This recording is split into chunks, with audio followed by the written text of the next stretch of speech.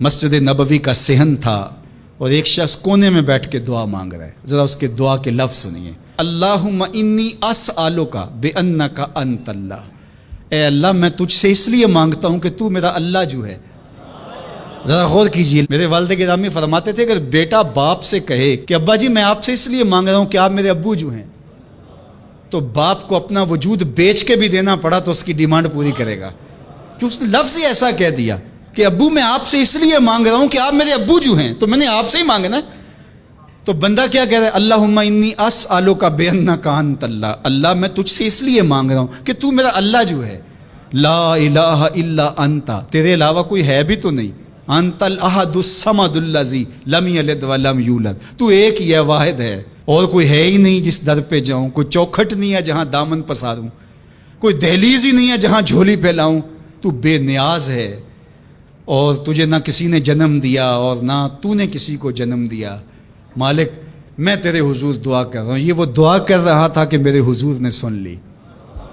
تو ایک صحابی کو فرمایا کہ یہ جو دعا کر رہا اب جو مانگے گا اللہ عطا کرے گا.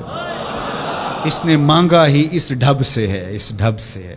ایک دعا اور سن لیجئے جو سیدنا علی المرتضیٰ رضی اللہ تعالی عنہ رب سے مانگتے ہیں. اللہ اکبر. مجھے تو آج سارا دن اس دعا نے نحال کیے رکھا. یہ دعا مانگتے ہیں تو عجیب کیفیت ہوتی ہے. یا سریع الرضا اغفر لمن لا یملک الا الدعاء.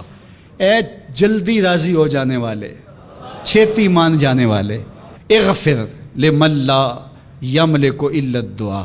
اسے معاف کر دے جس کے پاس دعا کے علاوہ سہارا ہی کوئی نہیں، جس کے پاس دعا کے علاوہ کچھ ہے ہی نہیں جو پیش کر سکے. التجا ہی کر سکتا ہے، ترلا ہی کر سکتا ہے، منت ہی کر سکتا ہے. منتوں اور ترلوں کے علاوہ جس کے پاس کچھ نہیں ہے، اے جلدی مان جانے والے اس کی مغفرت کر دے، اس کو بخش دے.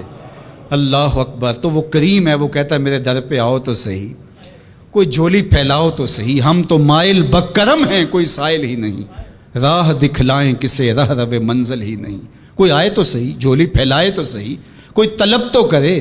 دنیا والوں سے مانگیں تو ناراض ہوتے ہیں، اللہ سے نہ مانگیں تو ناراض ہوتا ہے.